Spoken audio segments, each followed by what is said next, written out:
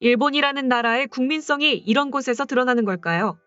한국 역사를 제대로 알리려던 일본인 교사가 우익 지지자들에 의해 처참한 최후를 맞이했다고 합니다. 이 소식에 일본인들도 발칵 뒤집혔다고 하는데요. 어떤 일인지 살펴보겠습니다.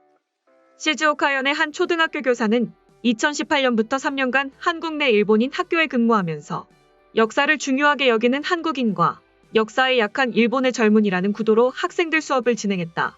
1919년 일본의 한반도 통치의 저항에 조선에서 일어난 3.1 운동과 당시 주역인 유관순을 거론하며 학생들에게 지배받는 나라의 민중이라는 관점에서 사고하도록 했다.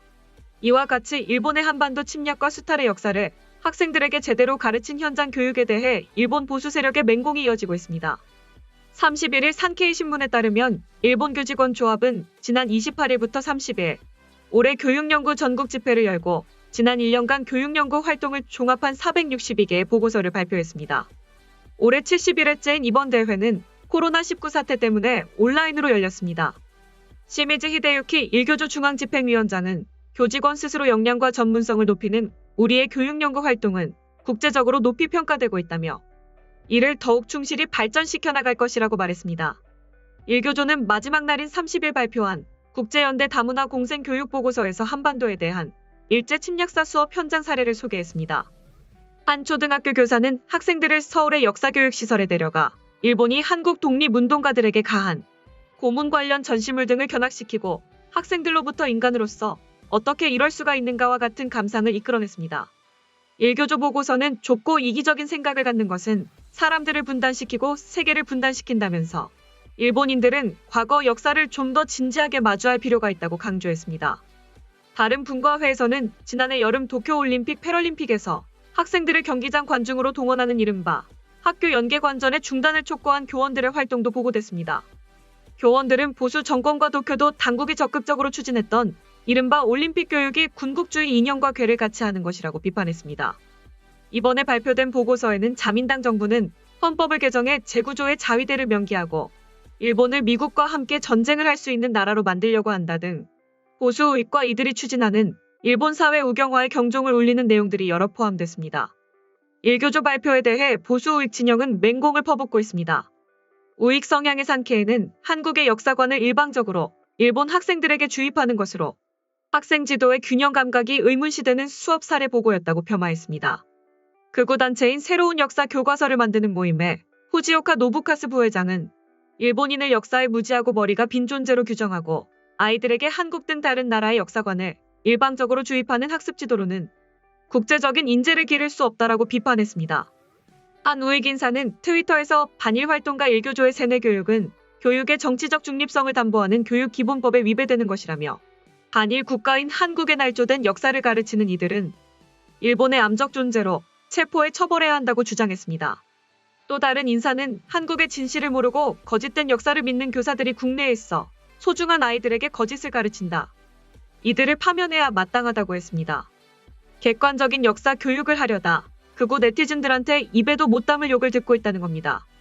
전문가들은 교육이란 것은 국가의 이익을 위한 것도 있으나 무엇보다 객관적인 역사적 사실을 제대로 알릴 필요가 있고 이를 후세에도 전해서 반성할 줄 아는 자세도 가르쳐야 한다며 일본 우익들의 행동이 워낙 비상식적이라 일본 내에서도 공산당보다 못한 수준이라는 비난이 나올 정도다. 교육의 중요성이란 이런 것이라고 분석했습니다. 다음은 해당 소식을 접한 일본 네티즌들의 반응입니다. 여당도 좌파의 신경을 너무 많이 쓴다. 그들은 절대적인 소수파다. 왜 다수파가 다수결로 결정하는 민주주의 사회에서 소수파를 지나치게 배려하는가? 그래서는 선거를 하는 의미가 없다. 적 기지 공격 능력의 명칭을 따지는 것은 전형적인 예. 여당은 다수당이 부여되고 있다는 무게를 더 진지하게 생각해야 한다. 아베 신조가 적극적 외향으로 일본의 위상을 높였지만 지금은 이미 지나간 이야기. 한중에도 전하고 싶은 말을 분명하게 말했다가 눈엣 가시로 여겨졌던 것도 과거의 이야기. 가냘픈 옥중색의 기시다 내각에서는 오키나와 현민의 어부는커녕 일본 국민을 당한다는 공포에 빠뜨리고 있다. 남의 일이 아니라 목청껏 적을 비판해주기 바란다. 주장은 비용 없이 우리의 자세를 내세울 수 있는 지금 바로 할 수 있는 행동이기 때문에 공명당과 함께 대화로 해결 같은 건 이제 그만했으면 좋겠다. 우선 방위비를 2배로 하는 안의 승인과 헌법 개정 절차 즉각 시작을 부탁드립니다. 평화주의이기 때문에 일본은 지금까지 평화로운 것이 아니라 미국의 우산 아래에 있기 때문에 평화로운 것이다. 일본 국회의원들이여 착각해서 평화에 취해 있으면 안 된다. 일본의 국토, 국민의 재산을 지키는 것은 국회의원의 책무다. 일본은 진정한 독립국이 되기 위해 억지력을 높이는 것이다. 별의별 수단을 다 써서라도 위기 관리의 필요성을 인식해라.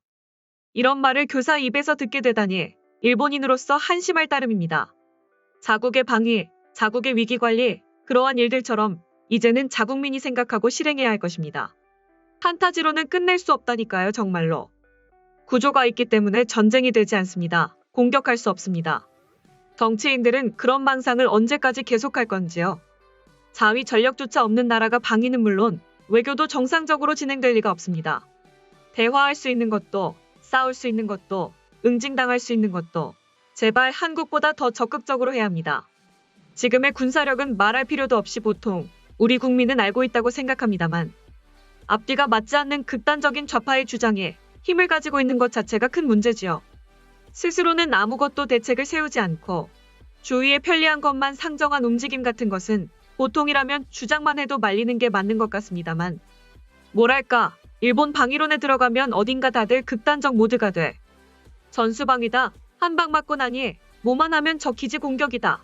발사 전에 폭격이다라며 이렇게 용감해진다. 아니면 유감이다. 감시다. 이처럼 전혀 상대에게 데미지를 주지 않는 이야기가 타당하다며 마음대로 상식화하는 것 같다. 한국이라는 상대에게 타격을 줄 방법을 생각해봐. 실험이라고 한다면 유감이다. 어쩌다가 아니라 확실한 반환 날짜를 제시해라고 공격해라. 그리고 발사에 대해서 전파방해 정도는 하고 상대방이 데이터를 못 따게 한다던가. 그런데 어디선가 책임 회피하고 있는 사람이 있어서 그런가 이런 방해법 중 하나도 응용을 못하는 것 같네. 일본이 한국의 군사적 위협에 대항하려면 동등한 군사력, 즉 핵무장과 미사일 장비 보유와 강력한 외교기술 양쪽을 가지는 것이 가상 적국의 일정한 억제력을 높이게 된다. 이는 당연하지만 헌법 개정과 미국 정부 등 동맹 핵보유국이 그것들을 승인하는 것이 최소한의 요건이다. 다들 핵무기라는 말을 하면 비판받을 거라고 생각하는데 사실은 전혀 달라요.